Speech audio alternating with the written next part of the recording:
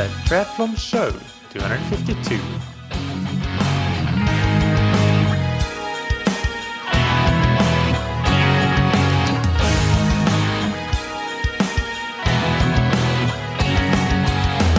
Hey, what's up everybody, and welcome back to another episode of That Triathlon Show, the podcast presented by scientifictriathlon.com.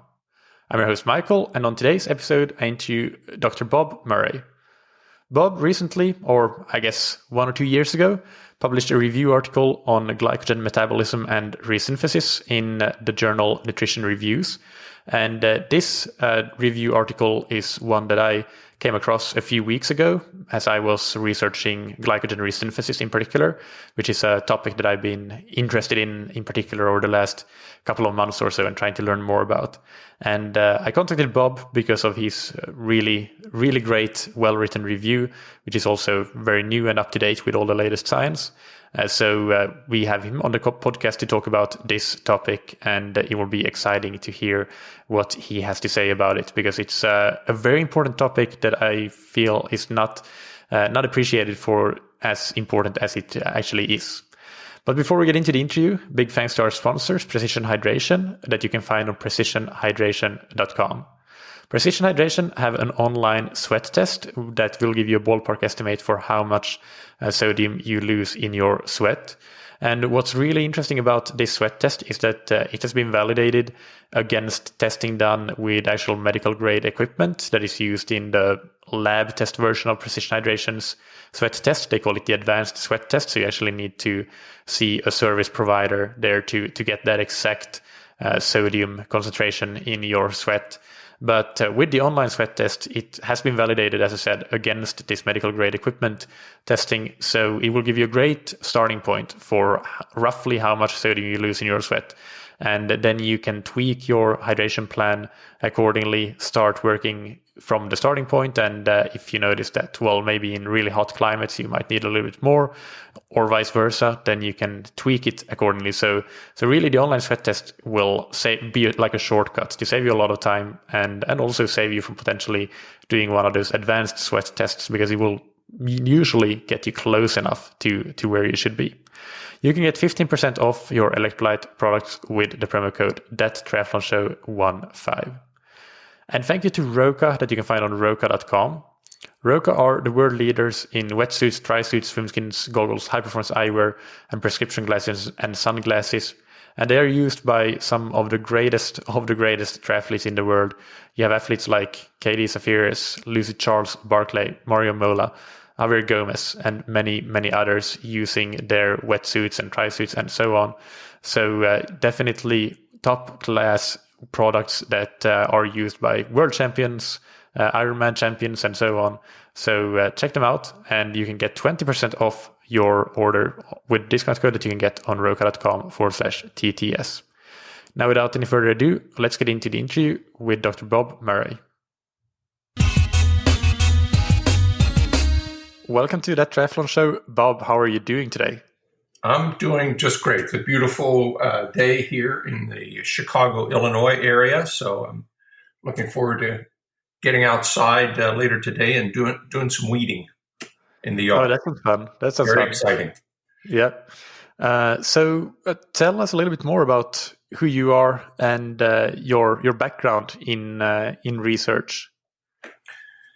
Well, I'm an exercise physiologist by training. I got my PhD in exercise physiology from Ohio State. And as most exercise physiologists of my vintage, I assumed that I would start and end my career as a university professor and researcher.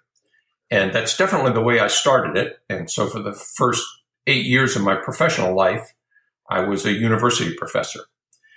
But then in 1985, I had the unique opportunity to leave academia and to join the Gatorade company and to begin an in-house exercise physiology research effort, the Gatorade Exercise Physiology Laboratory. And after a year or so, our lab kind of quickly morphed into what has been known and is continued to be known as the Gatorade Sports Science Institute, because we realized we needed to couple the research effort that we had started, both internally as well as in cooperation with university researchers around the world, with an educational effort. Because back in the mid to late 80s, of course, prior to the internet and the ease of which information can be communicated nowadays, the only way to do that was direct mail. And so we published a whole variety of articles on sports science and sports nutrition, most of them having nothing to do with Gatorade-related topics of fluid replacement and hydration. And it continues nowadays online through the GSSI website as an educational resource for sports health professionals. So I remained as the director of the Gatorade Sports Science Institute from 1985 until 2008. And for the last 12 years, I've been working as a consultant with companies large and small who have interests in exercise science and sports nutrition. So that's been a lot of fun. Learned a lot of things that I never thought I'd learn through clients that I never thought I'd have. So it's kept me engaged and learning, and without all the travel and the the demands of a corporate lifestyle. So it's been a good way to put the finishing touches on my professional career. Yeah, that sounds very interesting, and I had no idea how that you spent any time and that long a time, in particular with Gatorade. That's super interesting to hear. You've still had time in recent years to write some articles, and that's how I found you initially. I was reading an article published in Nutrition Reviews a year or two ago, which is Fundamentals of Glycogen Metabolism for Coaches and Athletes, that you wrote together with Christine Rosenblum. And that triggered this topic to talk about glycogen metabolism and glycogen replenishment. So it's a complex topic. So it might be helpful to start with just summarizing some key practical takeaways around glycogen metabolism in general, and resynthesis as well, which I think is one of the key things that you basically break down into bite-sized pieces in the paper, and what is it we need to know about that. So can you start from that and with the key takeaways? Sure. The most obvious takeaway is that the level of glycogen in our muscles, and also in the amount of glycogen that can be stored in the liver to help sustain our blood glucose concentrations, our blood sugar levels, are extremely important in determining our capacity for hard training and particularly endurance competition. Now, that's not to ignore high-intensity training and high-intensity type stop-and-go competitions, as well as strength training, because all of those make demands on our muscle glycogen and lower muscle glycogen levels. So whenever we want to get the most out of our bodies during training and competition, it makes all sorts of intuitive as well as physiological sense to have a high muscle glycogen level, both in muscles as well as liver. We know that the glycogen content rises and falls with the amount of and intensity of exercise that we do, as well as the carbohydrate content of our diet. We know that glycogen content is a major determinant of particularly endurance capacity. We know that the carbohydrate content of the diet is the primary determinant of the rate at which we replenish glycogen after training or competition and the extent of that restoration. We know that resynthesis of glycogen occurs most quickly in the hours after exercise, but that the muscle cells are sensitized to loading up glycogen that's been used in the 24 to 48 hours after exercise. So we have a fairly wide window of opportunity to replenish muscle glycogen. We know that when we drop muscle glycogen to relatively low levels after hours of training or competition, it's going to take at least 24 to 48 hours and sometimes longer to fully restore that glycogen content back to its normal level. And I guess finally, we know that we can supercompensate those levels. We can drive them up to higher than normal levels with a combination of reduced training for 2 to 3 days and a high carbohydrate diet. That's great. That's a really nice summary list of bullet points take away. And if I just add sort of my 2 cents to this from what I've come to understand from reading your paper and some others or what's changed for me essentially is just the importance that I would attach to the first, let's say 3 or 4 hours after exercise on a day when I'm going to be doing 2 or maybe even 3 workouts, especially if even the second and third one require intensity, but also just the general high volume training that a lot of triathletes, which is the majority of our audience, do. Like if you are training, generally speaking, twice per day and every other day you have some intensity, most likely, then it gets difficult to maintain a high glycogen level in your muscles unless you are quite particular about how you actually replenish glycogen after exercise. So what I started doing is to pay more attention to how frequently I take in carbohydrate after exercise. So rather than having a post-workout snack and then maybe a meal, a full meal between that session and the next session, and maybe another snack, I try to have more small snacks more frequently than I used to, and also pay even more attention to. I think that I've not had enough carbohydrate in the past, and I've tried to pay more attention to that because, as we'll get into later, it's recommended to get in 1.2 grams per kilogram body weight per hour of carbohydrate to maximize the resynthesis rate of glycogen. So that's quite a lot when you start to do the math about that. So yeah, I guess in increased frequency and increased amounts of carbohydrate would be my 2 takeaways from the resynthesis side of things. And then, as you mentioned, it's critically important when we talk about competition and high intensity training as well when you want to perform in your workouts. So that would be a third sort of pillar in terms of the summary that I would say. Well, you're absolutely right. And you've, I guess, in a sense, stumbled upon the right formula for replenishing muscle glycogen during 2-a-day practices, simply because the rate of restoration is a lot slower than the rate at which we can break down muscle glycogen. The best way to get those stores back up above a critical threshold to allow for a high-quality second training bout in a day is to do just what you described, which is to eat relatively frequently, every 30 minutes, for example, a good source of carbohydrate to help make sure that our blood glucose remains high and that all the metabolic pathways for muscle glycogen resynthesis are geared up to accept that glucose into the muscle cell and store it as glycogen. So that's particularly critical on 2-a-day workouts to make sure that we have enough muscle glycogen for that second workout to fuel us and help maintain the intensity that we're looking for. Yeah. So now let's maybe talk a little bit about how we are actually using glycogen and how we're breaking it down during exercise. So can you give us a sort of the introductory course to how that happens? When and how are we breaking down glycogen during exercise? Anytime that we're physically active, muscle glycogen will be one of the fuel sources that our muscles use to produce the ATP molecules that drive muscle contraction.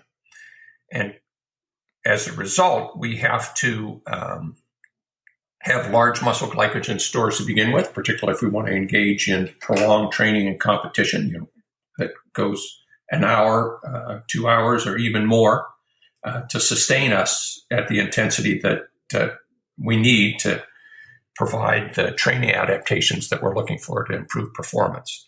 So it's our in-house fuel store that muscles rely upon as a primary source, particularly whenever we have an exercise intensity that's over 65% of VO2 max, which is the vast majority of exercise intensity for training for serious athletes, then muscle glycogen is our primary fuel source. And maintaining a high muscle glycogen level then maintains our ability to train hard, and eating enough carbohydrate afterwards gives us the opportunity to recover quickly for subsequent training bouts or competitions. The breakdown of muscle glycogen occurs as a result of muscle contraction, number one, and all the metabolites that are produced as kind of a byproduct of that metabolism that will upregulate or speed up the breakdown of muscle glycogen. Hormones in the bloodstream like epinephrine, adrenaline will also increase the rate at which muscle glycogen is broken down. So there are all sorts of factors that occur whenever we're engaged in vigorous exercise that increase the breakdown and use of glycogen as a fuel source for muscle. At the same time, the glycogen that's in liver is being broken down so that it helps support the amount of sugar in the bloodstream that's required to maintain a normal blood glucose and make sure that muscles and brain and other tissue have a source of that important fuel. Of course, we can supplement that by consuming carbohydrate during training. And in most cases, that's a very important step to take that helps spare liver glycogen and supplement the glucose supply from the bloodstream into muscle, which can then help supplement the muscle glycogen that's being broken down. And you already talked a little bit about how important muscle glycogen is for performance, but can you just clarify why it is so important for performance when we're looking for whether it's competition or training? It doesn't matter, but why is it critical? Well, carbohydrate is king when it comes to performance because muscles are reliant upon carbohydrate with increased exercise intensity. So as I mentioned before, whenever we get above 65% VO2 max, carbohydrate in the form of muscle glycogen and blood glucose is the predominant fuel for exercising muscles. And the reason for that is that carbohydrate can be broken down a lot faster than fatty acids can be broken down, and less oxygen is required for that process when you compare glucose to a fatty acid. So carbohydrate is a high efficiency fuel. It's a fuel that muscles can use very quickly. It's a fuel, obviously, that is stored within each muscle cell. So it's readily available to the metabolic machinery of muscles and the contractile elements of muscles. And it's an ideal fuel for that reason for muscles to rely upon for high intensity training and performance. Yeah. And that point about it requiring less oxygen to break down compared to fat is a key point that a lot of people miss and are not aware of. So like we hear quite often people mistakenly say that fat is a more efficient fuel. And I guess what they mean is that fat is a more abundant fuel because we have essentially unlimited stores of that. So we can use it for a long time.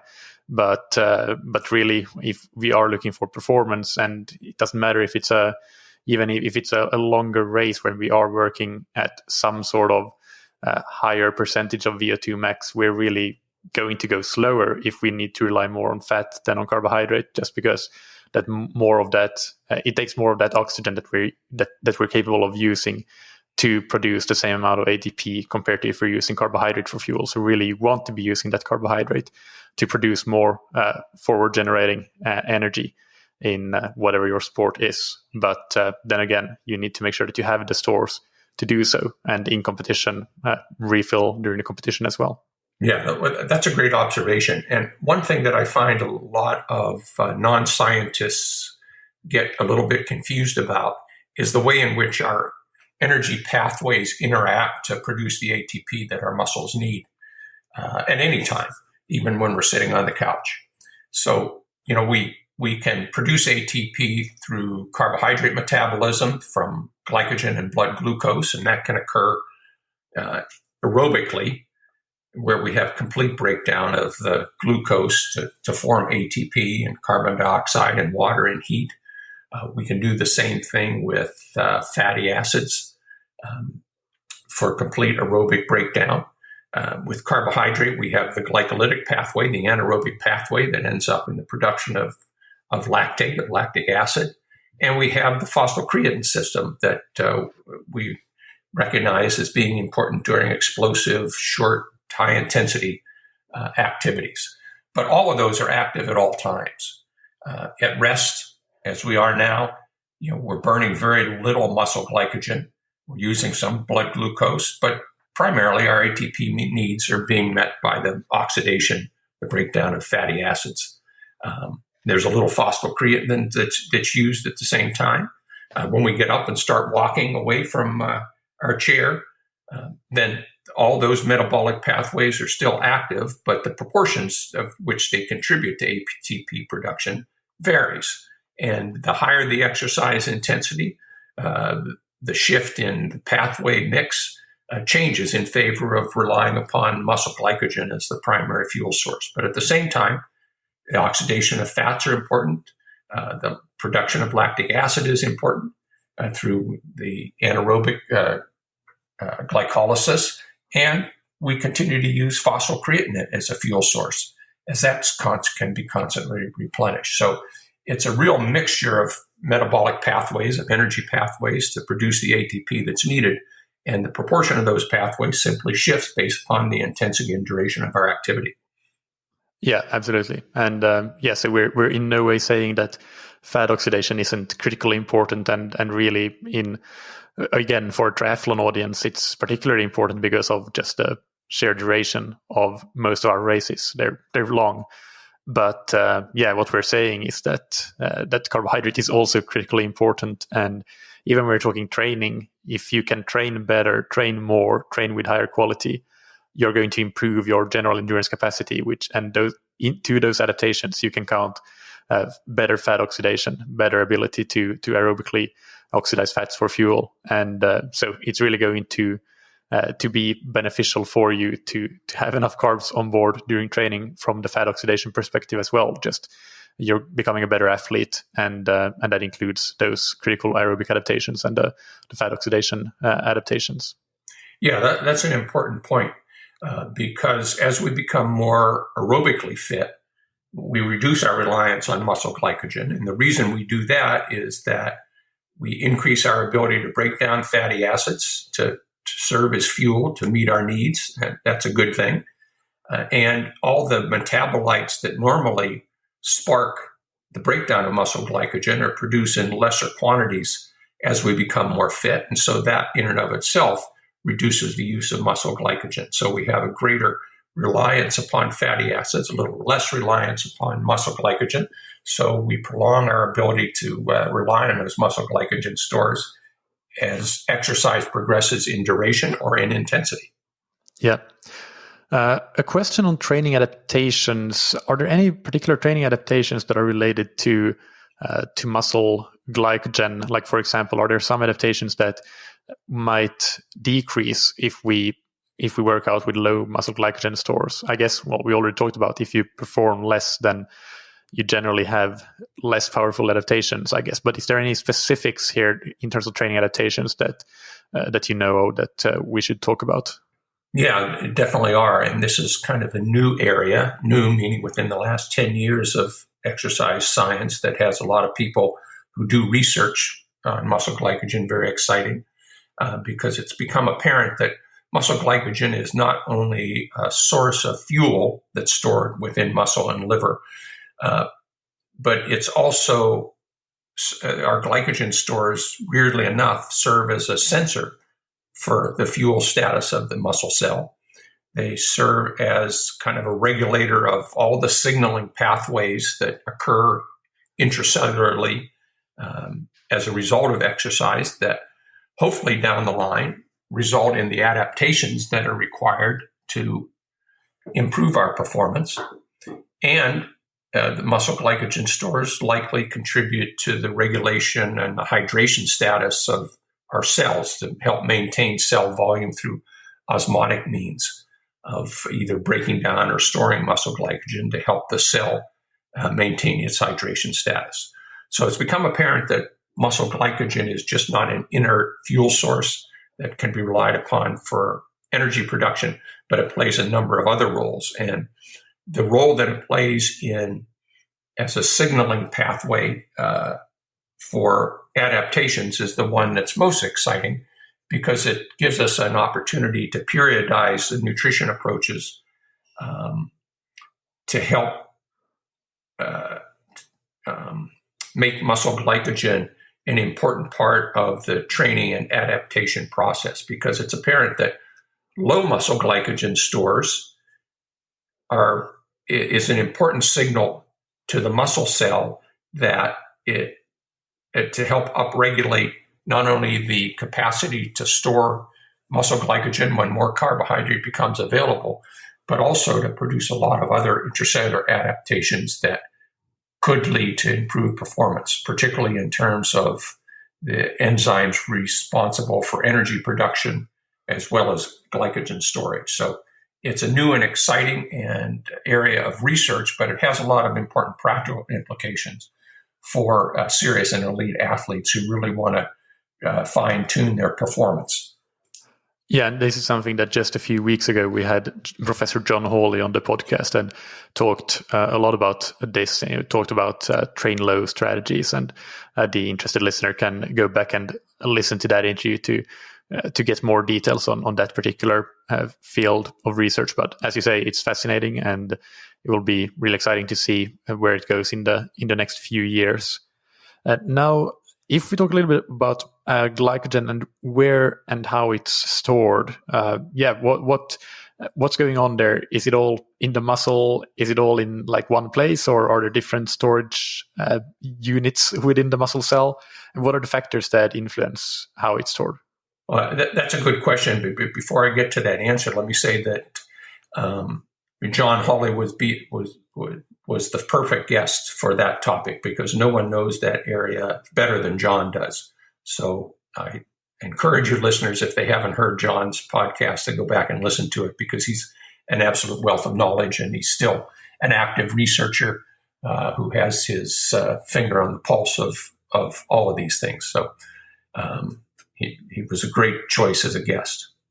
Now, to the question about where glycogen is stored, that's another interesting area that's kind of evolving here over the past 10 years, because it's become apparent that glycogen is stored kind of strategically in three different spots in our muscle cells. And, if you were given the task of designing a muscle cell and deciding where to store muscle glycogen, I think we'd probably come up with a similar array of muscle glycogen storage sites. So, we think of the muscle cell as a very crowded place. It's, skeletal muscles are cylindrical and oftentimes very long, and they're crammed with the contractile filaments, the actin and myosin, and all the protein aspects that cause that cross-bridge functioning that results in muscle contraction. And, of course, during endurance activity, the muscle cells are continuously contracting as a result of neural input, and consequently their requirements for ATP are very, very high. So we have at any given time all sorts of glucose molecules crossing from the blood into the muscle cell. We have fatty acids also crossing from the blood into the muscle cell. We have fats that are stored within muscle that can be broken down to provide fatty acid to the muscle metabolic machinery for ATP production. And of course, we have muscle glycogen. And it turns out that muscle glycogen is stored in three, in a sense, separate sites within the muscle. One of those sites is just below the muscle cell membrane, subsarcolemmal muscle glycogen. And muscle cell membranes, in particular muscle cell membranes, are extraordinarily active from a metabolic standpoint, because they're shuttling molecules, whether it's minerals or nutrients or metabolites, as well as oxygen and carbon dioxide, back and forth across that cell membrane. So having a fuel supply close to the active cell membrane makes all sorts of sense, so that the cell membrane is well supplied with the ATP it requires.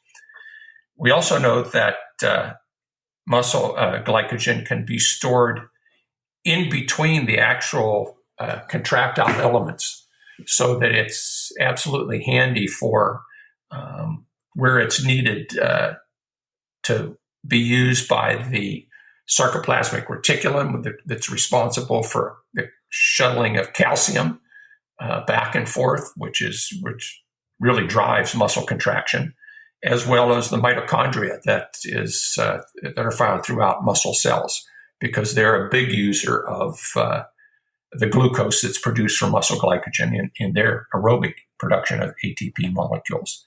And then we have muscle glycogen that is found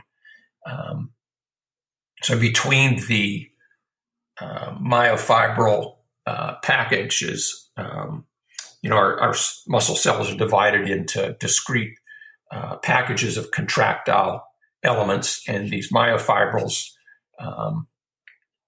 form individual units, in a sense, that need muscle glycogen, of course. So in a sense, the easiest way to remember this is that glycogen is spread throughout the muscle cells, where it can be readily accessed and used by all the metabolic machinery that's crammed into a muscle cell to support not only muscle contraction, but all of the other metabolic activities that are required to sustain the muscle contraction, as well as the very life of the muscle cell.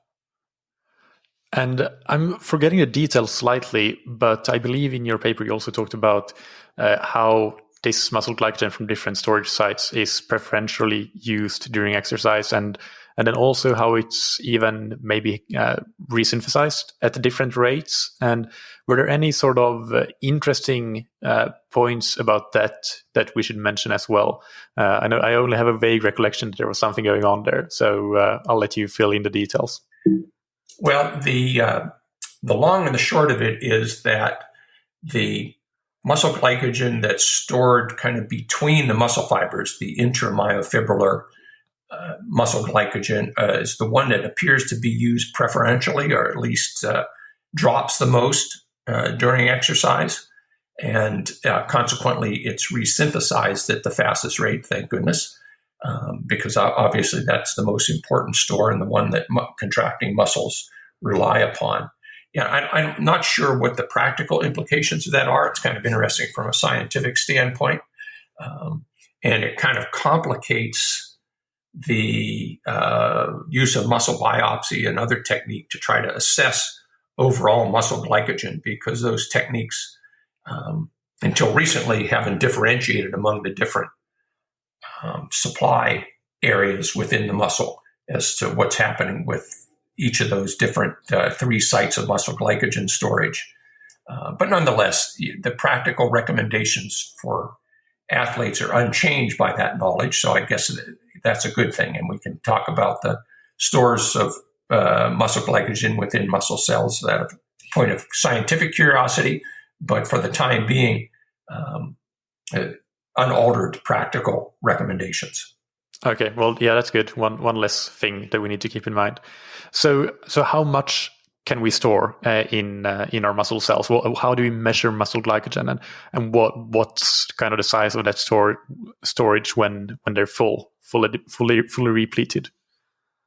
All right. Well, let's start with an untrained person. We'll start at the bottom in a sense. Untrained muscle stores about 80 units of muscle glycogen on average. And again, as we talk about in a biological sense, any averages have a wide range. So I'm just using the number 80 as just a starting point. And the units that we're talking about are millimoles of glycogen per kilogram of muscle in a wet weight versus a dry weight fashion. So the units aren't important because they're important, obviously, to scientists who work in this area. But for this discussion, let's just stick with the number 80 as the glycogen content of an untrained muscle. The next step then is to look at the glycogen content of an endurance trained muscle. And in general, that average is about 120 units. So 80 in untrained, 120 in endurance trained muscle.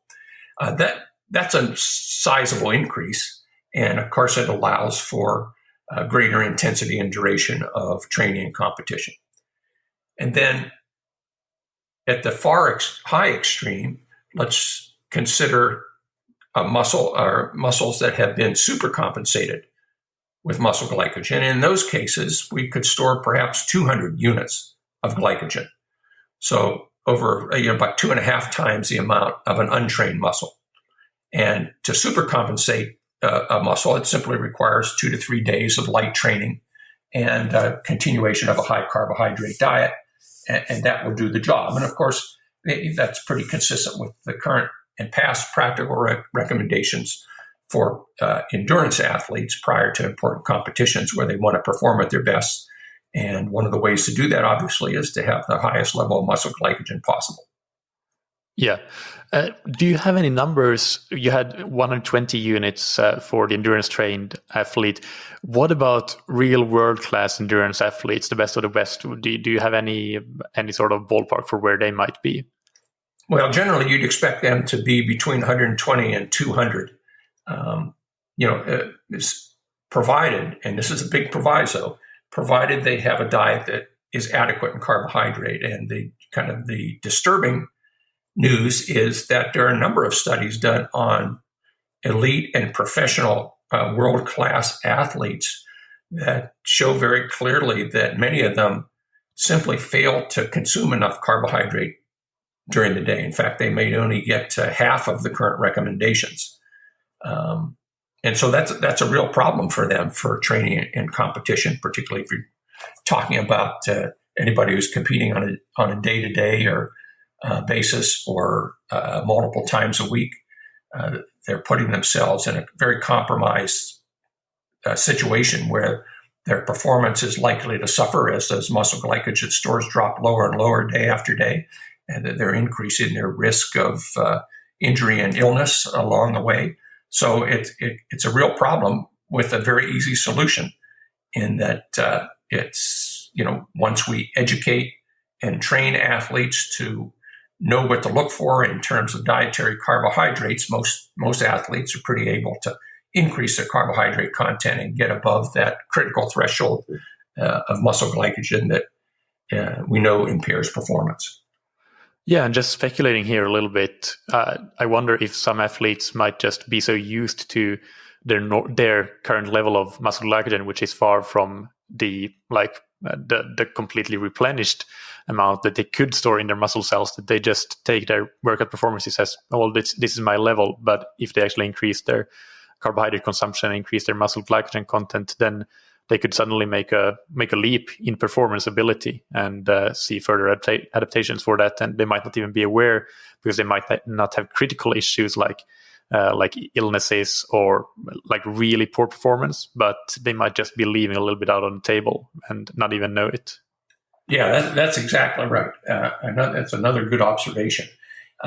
Whenever we're busy and we lead stressful lives, we usually default to what's comfortable and usual for us. And that's certainly true in terms of diet. When athletes, many of whom lead very hectic, demanding lives, where they're trying to balance work and training and family life,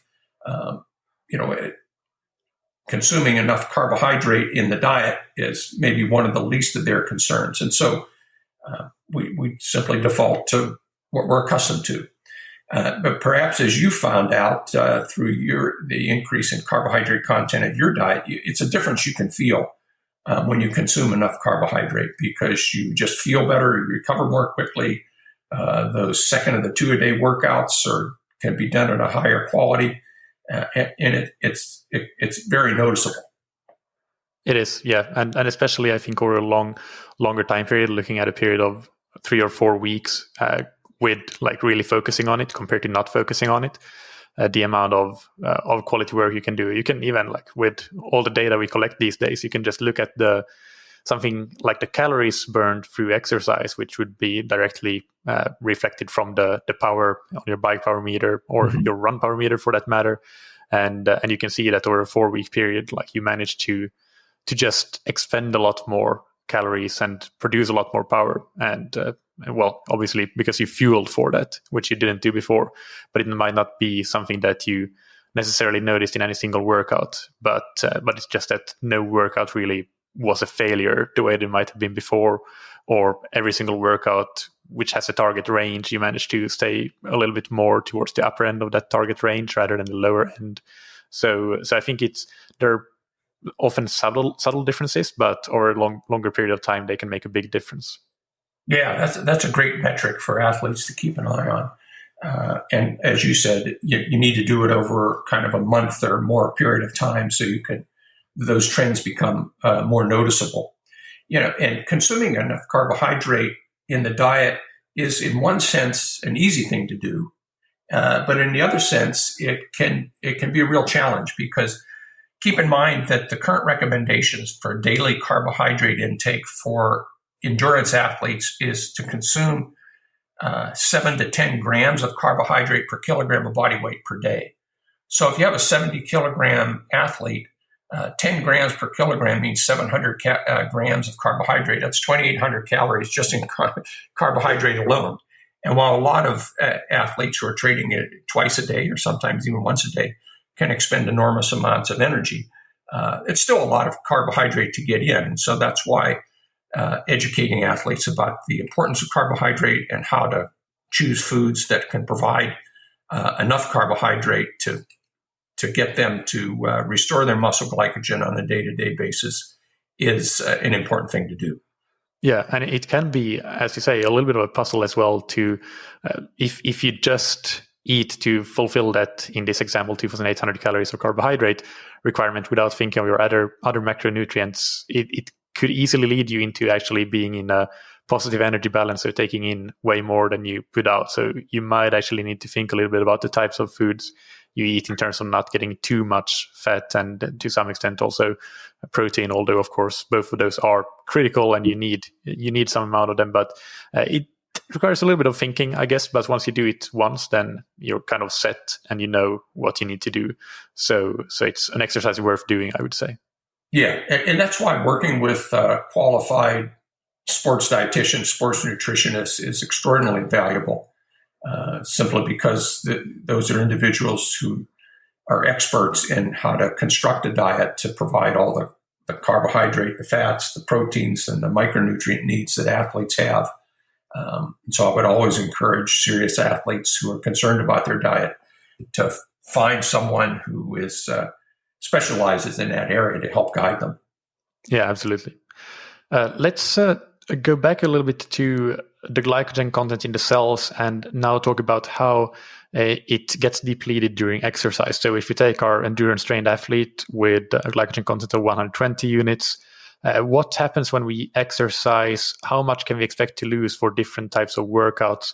And where is that threshold where it becomes noticeable and we see a decrease in performance?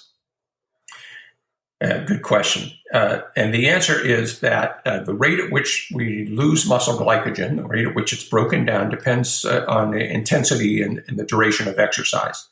So there have been research studies that show massive drops in muscle glycogen following 9 or 10 minutes of extremely high intensity activity. Let's say, doing cycling at 150% of VO2 max workloads repeatedly will cause muscle glycogen to plummet, because that high intensity, during that such high intensity activities, the muscle cells are almost 100% rely upon muscle glycogen as a fuel source, simply because fatty acids just can't keep up in terms of being broken down fast enough.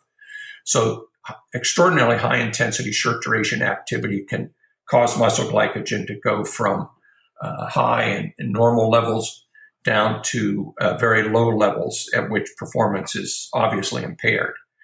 For endurance athletes, again, continuous exercise over an hour or more will cause muscle glycogen to gradually be reduced over time, kind of in a just if you can picture a line graph, just in a kind of gradual decrease, a little bit faster at the start than toward the end as muscle glycogen stores get low and the muscle tries to shift to other fuel sources.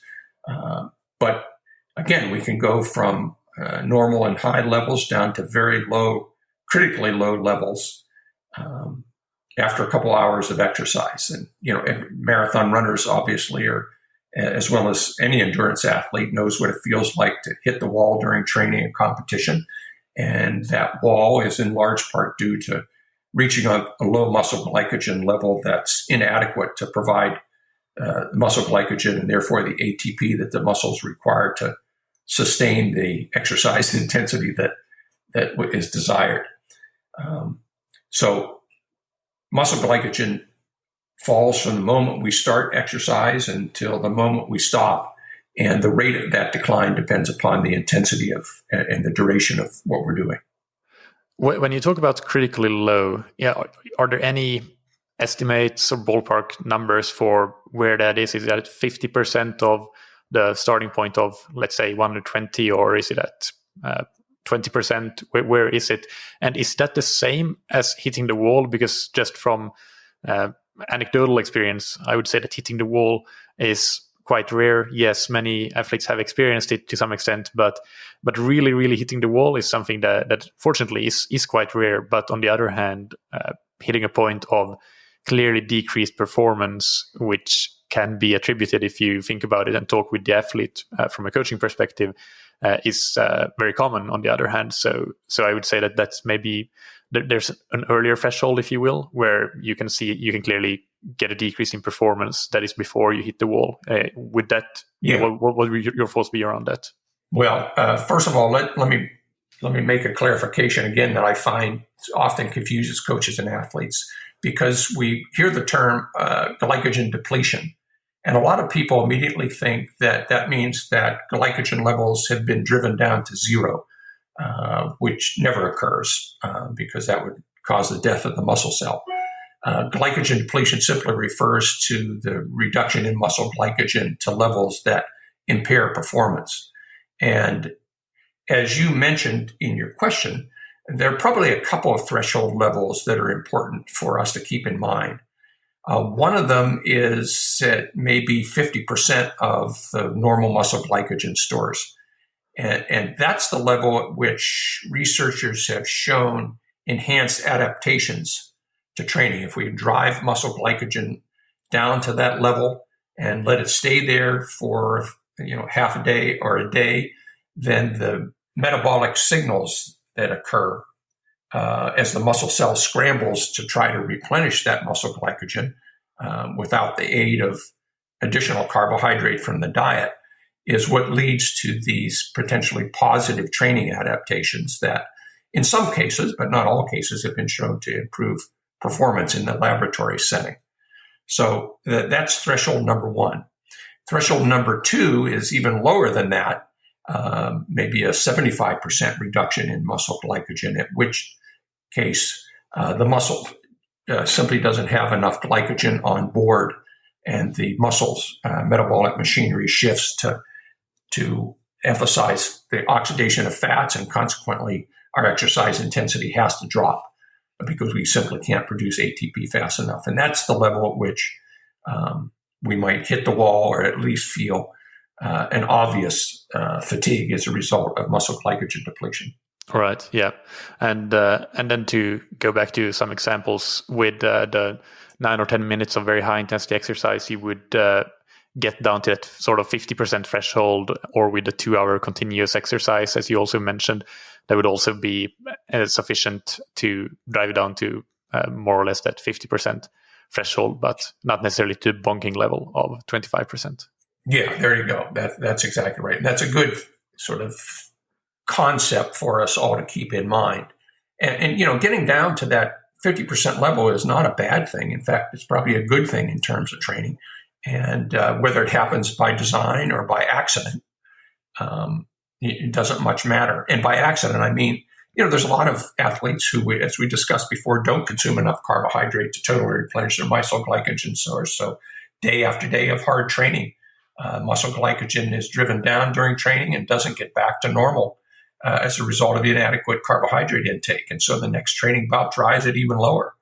And eventually we want to rectify that by taking some rest days and eating a lot of carbohydrates so glycogen kind of can skyrocket back to normal or above normal levels and prepare us for the next week or training or competition. But those ups and downs in muscle glycogen content are extraordinarily important. And oftentimes we drive them to low levels by accident, as I mentioned, simply because athletes just inadvertently don't consume enough carbohydrate in their diet. Their muscle glycogens remain at low levels, and they accidentally benefit from the adaptations that can occur in those circumstances. And of course, we can do the same thing by design.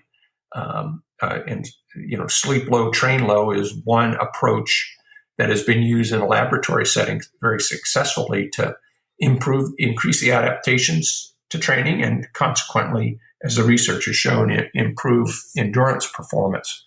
And the whole idea is that you have an afternoon or evening workout that drives down muscle glycogen to low levels. You don't eat much carbohydrate after that.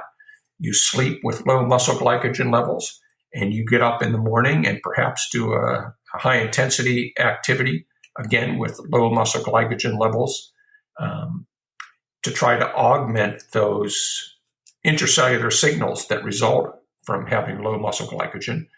Then you feed carbohydrate back into the system and enjoy the benefits of the enhanced adaptations that occur as a result of having periodically very low muscle glycogen. Yeah. I think a key thing here is to have a grasp of when you want to make sure you start with high muscle glycogen and when you start with low muscle glycogen. And as you say, it's not necessarily a bad thing that glycogen levels, they naturally fluctuate, and we might get some adaptations without even knowing it from that. But then again, we might also miss out in some very key workouts because we didn't think about it in the first place. So it would be better if we can, by design, do those adaptation workouts when we really train with low muscle glycogen, and then make sure that we replenish adequately to start the really key workouts where we need and want high muscle glycogen, so that we start with adequate levels for that.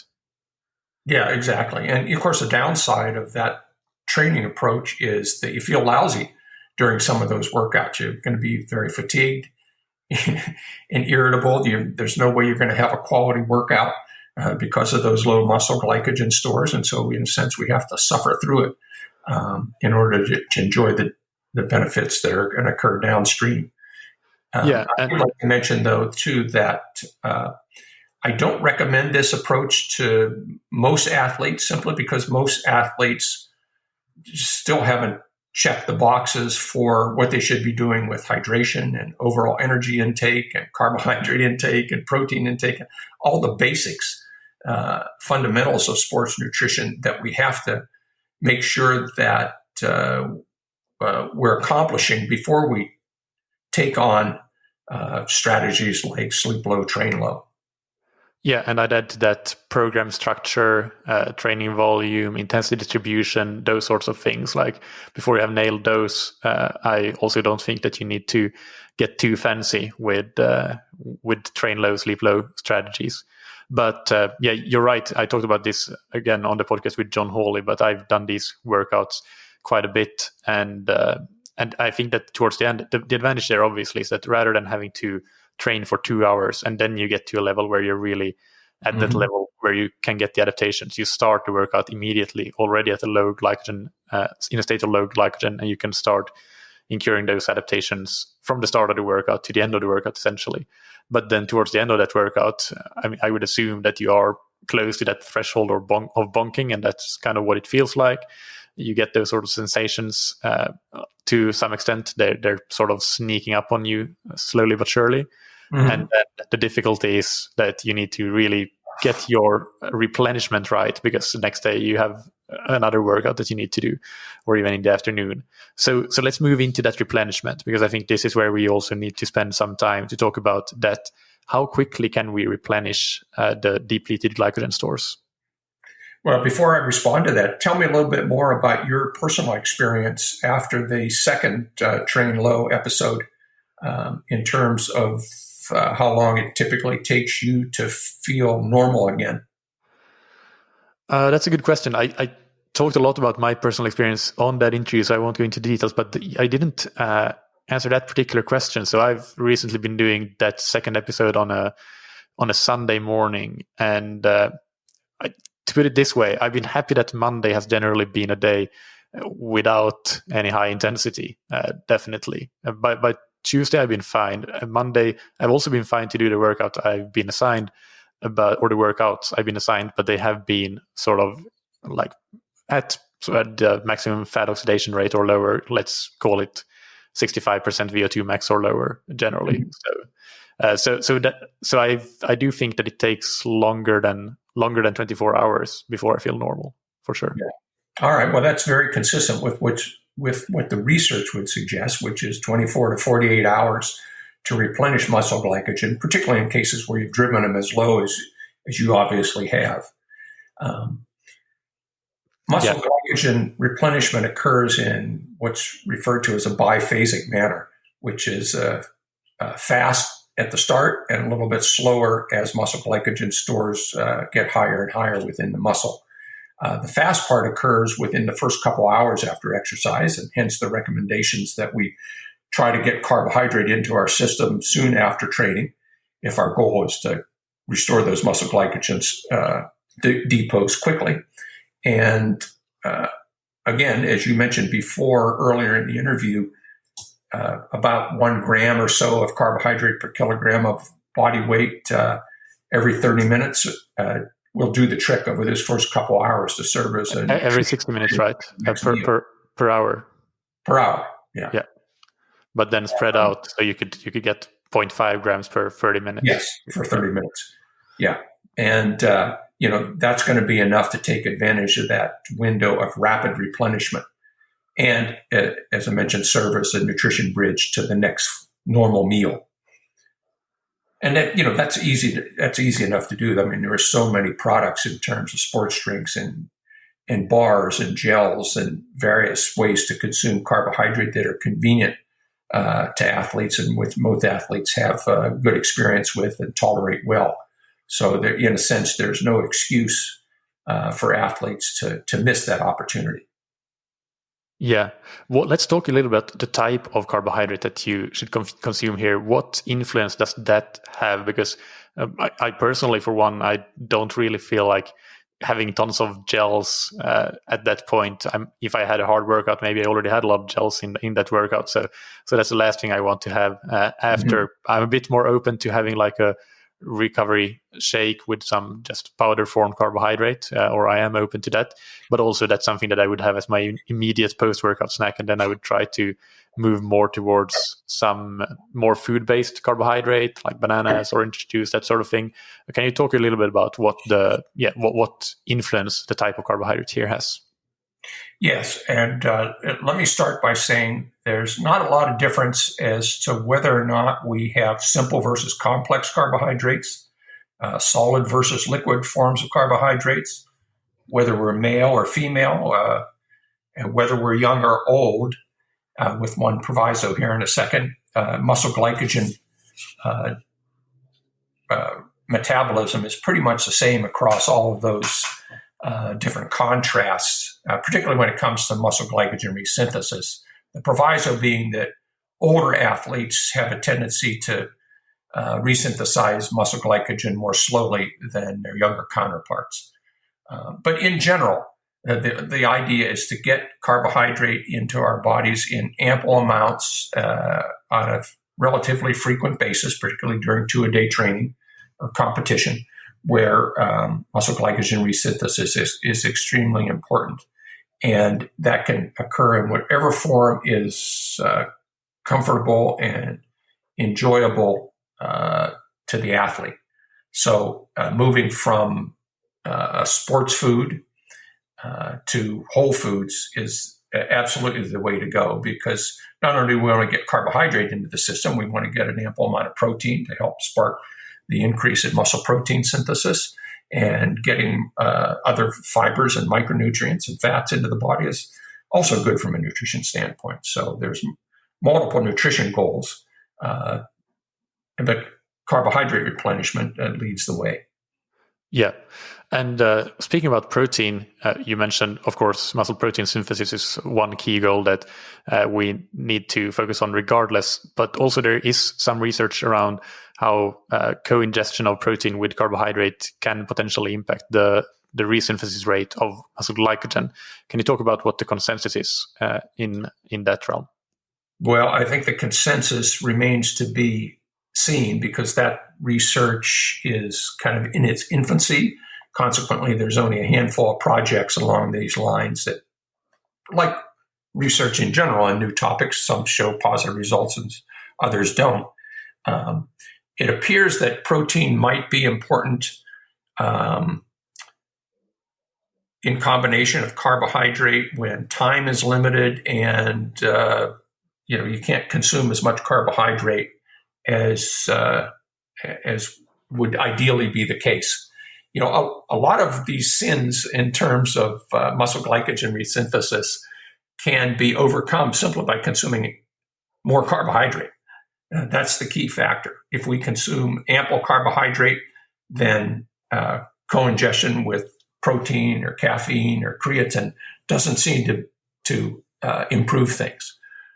But when circumstances are limited, and we just simply can't consume enough carbohydrate, then consuming protein along with it, perhaps creatine and even evidence for caffeine, shows that muscle glycogen resynthesis can be augmented under those specific circumstances. Yeah, and if we want to consume a little bit of protein anyway, again for muscle protein synthesis, then I guess it's just a little nice insurance policy that if we perhaps didn't get quite as much carbohydrate as we ideally should have, let's say we got 0.8 instead of 1 gram, or 0.7 instead of 1 gram, or 1.2 grams per kilo body weight per hour, then maybe protein can go some way to compensate for that loss of glycogen replenishment that the lower level of glycogen we fed ourselves would otherwise have led to. Yeah, absolutely. And there was an interesting research article earlier this year that showed that the co-ingestion of protein and carbohydrate early in the recovery phase improved in subsequent endurance performance. And so the point that you made, I think, is the most important one. It's certainly not going to hurt. There's a possibility that it might help. And the transition from solely carbohydrate foods that we might and drinks that we might consume during training and competition to a more whole multi-nutrient foods is definitely the recommendation that should be followed. Yeah. In that second phase of the glycogen replenishment, what's the recommendation there? Did we get to that, or did I miss that? Because we talked about the 1 to 1.2 grams per kilo body weight per hour in the first window, but then in the second phase of that biphasic replenishment curve, what is the recommendation there? That is a good question, and I don't have those figures right at my mental fingertips. I'm going to just browse through the paper here that I have. I'm doing the same thing. But I think you're still more familiar with your paper than I am, so you're likely to find it before me.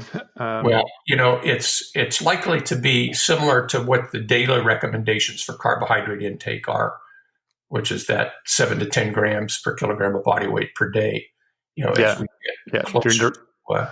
Basically, during the rest of the day, you just want to make sure that, let's say you achieved your 4 hours after your hard morning session, you each of those hours you got your 1 gram per kilogram per hour. Yep.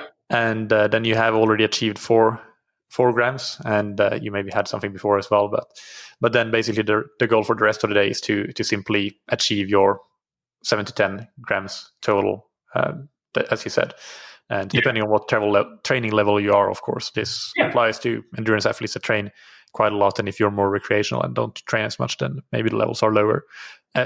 Speaking of which, at what training level or training volume or just general qualitative description of an athlete, do you think that focusing on replenishment of carbohydrate and glycogen resynthesis really becomes important? For example, if we have an athlete that trains, let's say 1 hour per day, and maybe sometimes they do a little bit of intensity, sometimes they don't.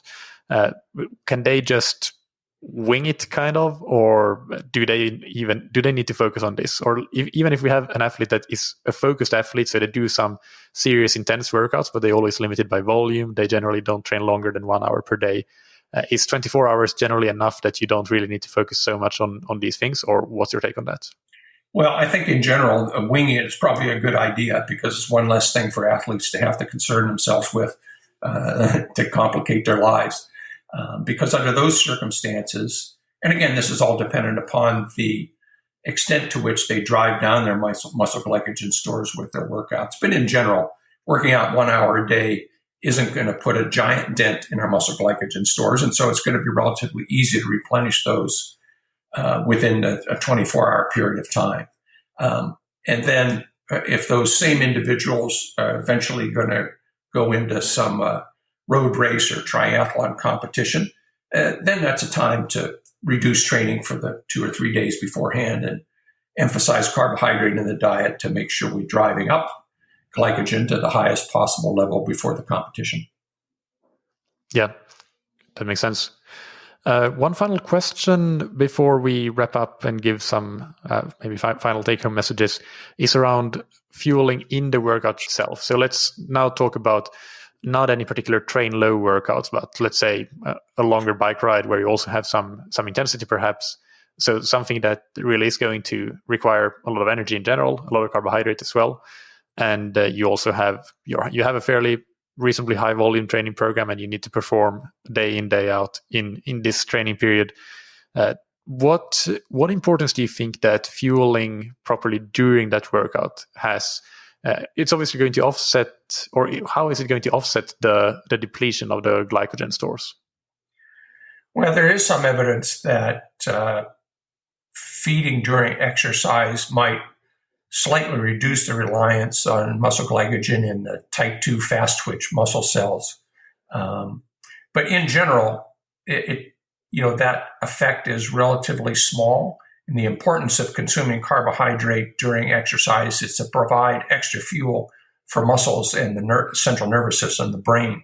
And the central nervous system, as I'm sure you know, is an obligatory user of glucose under normal circumstances. It can't use fats or proteins. So consuming carbohydrate during exercise keeps us, in a sense, mentally sharp, reduces our sense of perceived exertion of the effort, and provides energy to muscles, which we know from hundreds of research projects helps us maintain our exercise intensity and improve our performance. So aside from any impact on muscle glycogen, consuming carbohydrate during exercise is an extraordinarily good thing to do for all the reasons I just mentioned.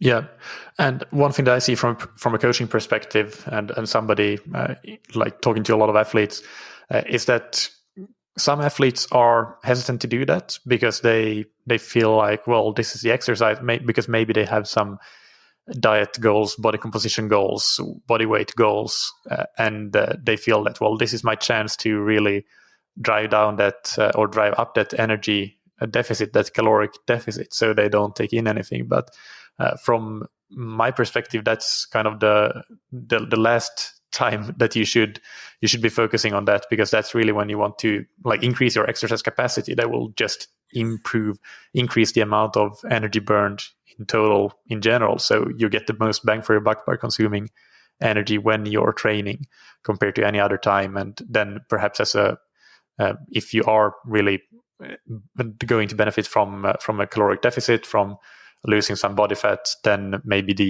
you should compensate in the time after exercise instead. So maybe still the first hour or two might be the most important to get something in to make sure that you replenish. But then the longer you get from the exercise, that's where you start to focus more on those other goals other than. Well, yeah, your intuition is spot on. Intuition informed by science. This was a research topic that we paid attention to in the Gatorade Sports Science Institute days, because, it is counterintuitive for people to think, well, gee, I want to lose weight, so why do I want to take calories in during a workout?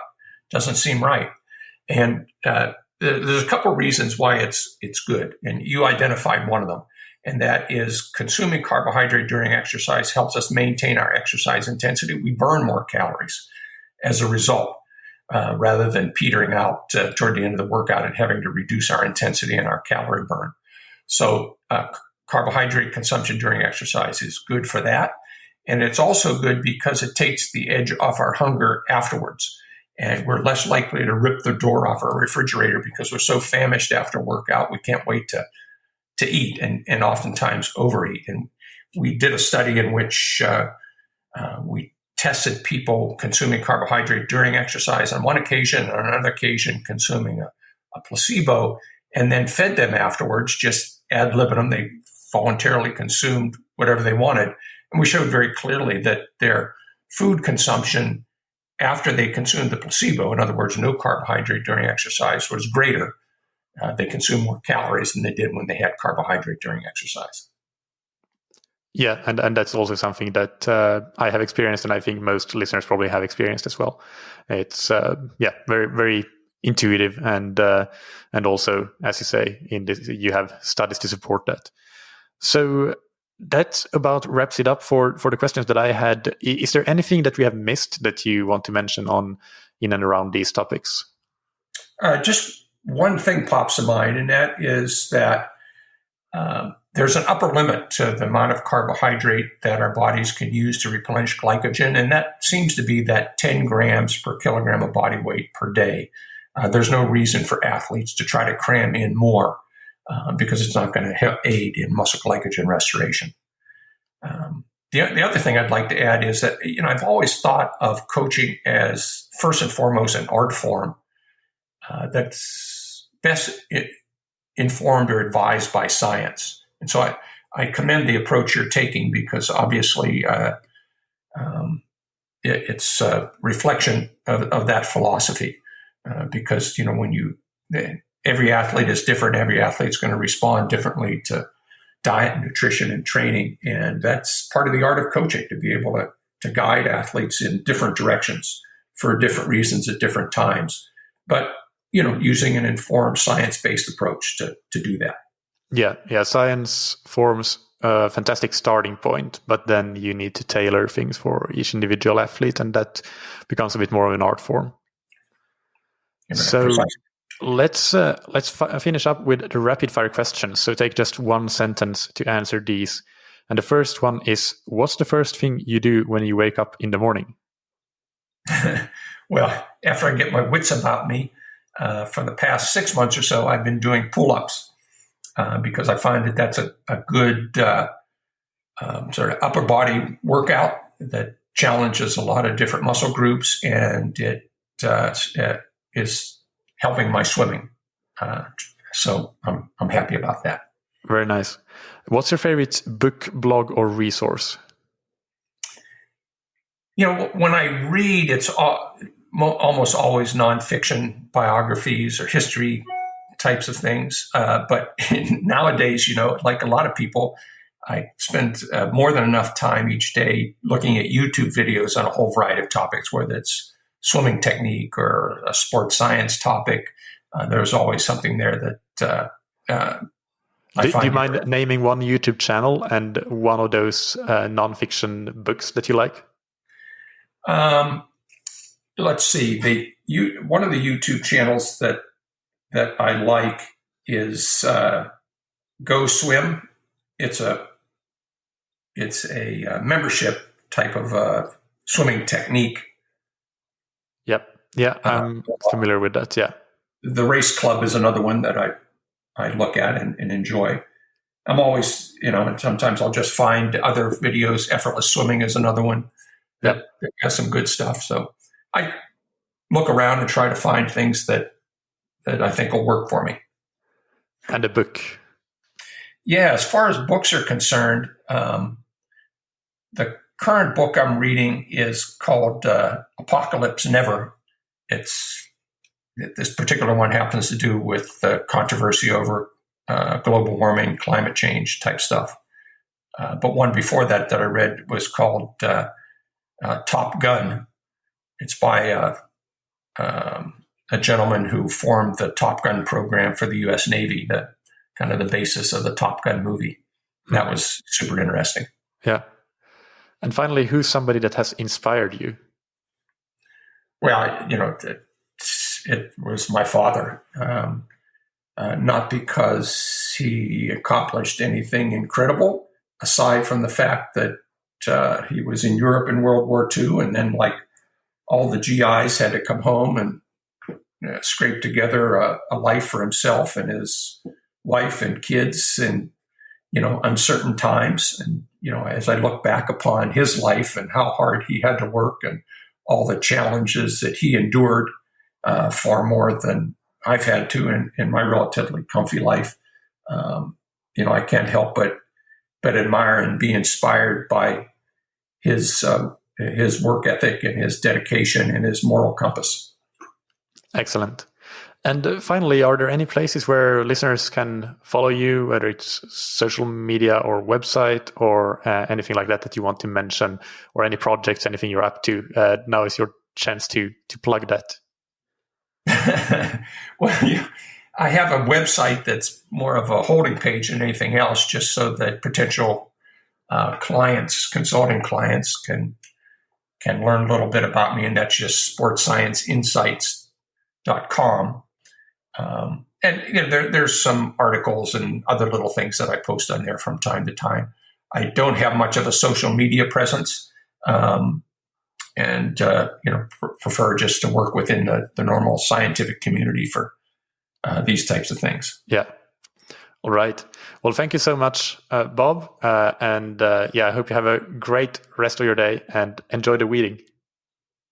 Well, thank you very much. And the same to you. I certainly enjoyed our conversation, and I hope others will too.